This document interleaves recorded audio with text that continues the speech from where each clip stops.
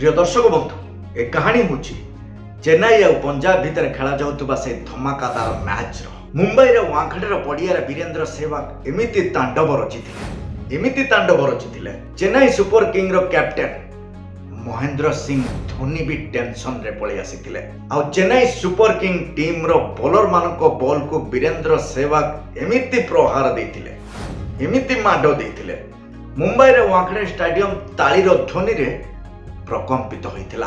कोन रहिछि पूरा कहानी आसंतु देखिबा दर्शक बंधु। मु चंदन सेनापति आपण मानको स्वागत जणाउछि मोर स्पेशल वीडियो रे। चलंतु आरंभ करिबा। ए कहानी रो आरंभ हुए 2014 आईपीएल सीजन रु। जदि देखिबा पंजाब पई ए मैच जितिबा मर आ मार परिस्थिति रे थिला। माने जेमिति भी हो पंजाब पई ए मैच जितिबा बहुत जरूरी थिला। काहे कि ना जदि ए मैच को पंजाब जितु नथिला ताले आगु को जीवा पई पंजाब रो सब बाट बंद हो जाई थांता। आ एही परिस्थिति रे पूरा पंजाब टीम पंजाब रो कोच आ पंजाब रो मालिकियानी माने प्रीति जिंटा पूरा 100 रु 200% भरोसा रखिथिले एही विस्फोटक बैट्समैन को ऊपर माने वीरेंद्र सहवाग को ऊपर। काहे कि ना एमाना को भावना भीतर एया थिला ये होची सेही बैट्समैन पंजाब रो संकट परिस्थिति रे पंजाब टीम को आगु को नहीं पारिबो। जदि दर्शक मानक कथा कहबा ताले वांखडे रो स्टेडियम रे पूरा खचाखच दर्शक भरपूर थिले। टॉस रे फास्ट महेंद्र सिंह धोनी टॉस जीति पंजाब टीम को निमंत्रण दियंती खेलिबा पाई। आ पंजाब रो ओपनिंग बैट्समैन भाबरे आसंती से विस्फोटक बैट्समैन माने वीरेंद्र सहवाग। जदि देखिबा चेन्नई सुपर किंग भलिया टीम को जदि परास्त करा जिवो ताले आरंभ भी सेमिति जबरदस्त होबा दरकार। वीरेंद्र सहवाग भलिया बैट्समैन जदि खेलुथबे ताले हमें इजी रे कहि परिबा सेमिति किछि बड़ घटना घटिबो बोली, किंतु हेइथिला किछि अलगा। माने एठी 2 ओभर सरी जाइथिले सुद्धा पंजाब खाता रे मात्र 11 रन देखा जाउथला। एही परिस्थिति रे आउरी 2 ओभर बढ़ी जाए माने एबे चालू थाए 4 ओभर। और 4 ओभर आसु आसु वीरेंद्र सहवाग बैट तीर ही रोहेनी और आशीष नेहरा बॉल को जबरदस्त 4 मारती वीरेंद्र सहवाग। और सेही ओभर आहुरी भी गोटे आकाशिया छक्का मारती वीरेंद्र सहवाग। जदि देखिबा एही ओभर रे पूरा पूरी 17 रन छड़े नहीं आसंती वीरेंद्र सहवाग। और तापरे वांखडे रो स्टेडियम खाली उठिला पड़िला माने वीरेंद्र सहवाग खाली छक्का चौकार वर्षा कले। जेतेबेले चेन्नई रो प्रत्येकटी बॉलर को बॉल को वीरेंद्र सहवाग छक्का चौकार वर्षा करथुले सेतेबेले चेन्नई रो कैप्टेन महेंद्र सिंह धोनी फेस को जदि देखा जिवो महेंद्र सिंह धोनी फेस भी मोड़ी जाइथिला। काहे कि ना धोनी भलो भाबरे जानिथिले वीरेंद्र सहवाग जदि किछि करिबा को चाहिबे ताले बहुत किछि करि जिवे। आ वीरेंद्र सहवाग जदि किछि समय पिच ऊपर छिड़ा ही जानते ना ताले मैच को टोटाल बुले देबे।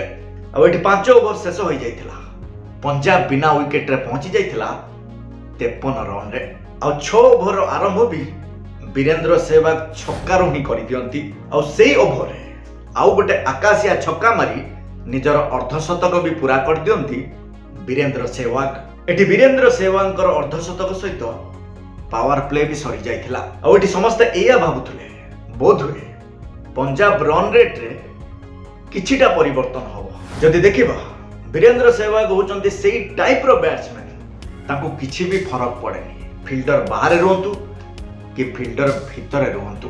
जेतेबेले वीरेंद्र सहवाग छक्का चौकार वर्षा करथुले जेतेबेले पंजाब रो रन रेट बढ़ी चालुथुला सेतेबेले कैप्टेन महेंद्र सिंह धोनी चिंता करंती एही समय रे जदि स्पिन बॉल लगा जिवो ताले किछिटा फरक पड़िबो, किंतु लाभ किछि हुएनी। चेन्नई रो स्पिन बॉलर को बॉल को वीरेंद्र सहवाग सेम स्ट्रैटेजी रे छक्का चौकार वर्षा करथिले।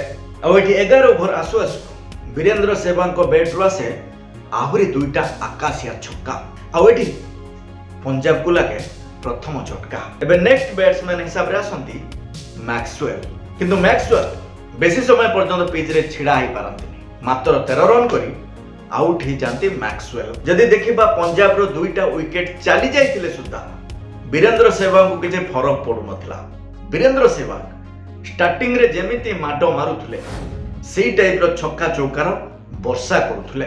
ଆଉ ଏଠି ବୀରେନ୍ଦ୍ର ସେହୱାଗଙ୍କର ଶତକ ବି ପୁରା ହେଇଯାଏ। ଆଉ ବୀରେନ୍ଦ୍ର ସେହୱାଗଙ୍କର ଏ ଜବରଦସ୍ତ ବ୍ୟାଟିଂ ମାଧ୍ୟମରେ ତାଙ୍କର ଶତକ ପୁରା ହବା, ପଞ୍ଜାବର ରନ୍ ରେଟ୍ ବଢି ବଢି ଯିବା, ଏଇ ଟାଇପ୍ର ଖୁସି ପଞ୍ଜାବର ମାଲିକାଣୀ ପ୍ରୀତି ଜିଣ୍ଟାଙ୍କ ମୁହଁରେ ସ୍ପଷ୍ଟ ଦେଖାଯାଉଥିଲା। ବୀରେନ୍ଦ୍ର ସେହୱାଗଙ୍କର ଜବରଦସ୍ତ ବ୍ୟାଟିଂ ମାଧ୍ୟମରେ ପଞ୍ଜାବ ଟିମ୍ ପୁରା 20 ଓଭର ଖେଳି 225 ରନ୍ର ଗୋଟେ ବିଶାଳ ଟାର୍ଗେଟ ଦିଏ ଚେନ୍ନାଇ ଟିମ୍କୁ। ଆଉ ଚେନ୍ନାଇ ଟିମ୍ର ସ୍ଥିତିକୁ ଯଦି ଦେଖିବା, ଚେନ୍ନାଇ ଟିମ୍ ବି ପଞ୍ଜାବଠୁ କମ୍ ନଥିଲା। ଚେନ୍ନାଇ ଟିମ୍ରେ ସୁରେଶ ରାଇନା ଜବରଦସ୍ତ ବ୍ୟାଟିଂ କରିଥିଲେ, ମାନେ 25ଟା ବଲ୍ରେ 87 ରନ୍ କରିଥିଲେ। ଆଉ ମହେନ୍ଦ୍ର ସିଂ ଧୋନି ବି 31ଟା ବଲ୍ରେ 42 ରନ୍ କରିଥିଲେ। ପୁରା ଟିମ୍ ଜି ଜାନ୍ ଲଗେଇ ଦେଇଥିଲା ପଞ୍ଜାବ ଟିମ୍କୁ ପରାସ୍ତ କରିବା ପାଇଁ। କିନ୍ତୁ ସବୁ ପରେ ବି ଚେନ୍ନାଇ ସୁପର କିଙ୍ଗ 202 ରନ୍ରୁ ଆଗକୁ ଯାଇପାରିନଥିଲା। ଶେଷରେ ପଞ୍ଜାବ ଏହି ମ୍ୟାଚ୍କୁ 24 ରନ୍ରେ ଜିତି ଯାଇଥିଲା। ଆଉ ଏସବୁ କେବଳ ସମ୍ଭବ ହେଇଥିଲା ବୀରେନ୍ଦ୍ର ସେହୱାଗଙ୍କର ସେହି ବିସ୍ଫୋଟକ ବ୍ୟାଟିଂ ପାଇଁ। ଯଦି ଷ୍ଟୋରି ଆପଣମାନଙ୍କୁ ଭଲ ଲାଗିଥିବ ଦର୍ଶକ ବନ୍ଧୁ, ତାହେଲେ ଲାଇକ୍ ସେୟାର ସବସ୍କ୍ରାଇବ୍ କରିବାକୁ ଜମାରୁ ବି ଭୁଲିବେନି। ରହୁଛି, ପୁଣି ଦେଖା ହେବ ଆଉ ଗୋଟେ ଜବରଦସ୍ତ ଭିଡ଼ିଓ ସହିତ। ସେତେ ପର୍ଯ୍ୟନ୍ତ ବିଦାୟ ଦିଅନ୍ତୁ।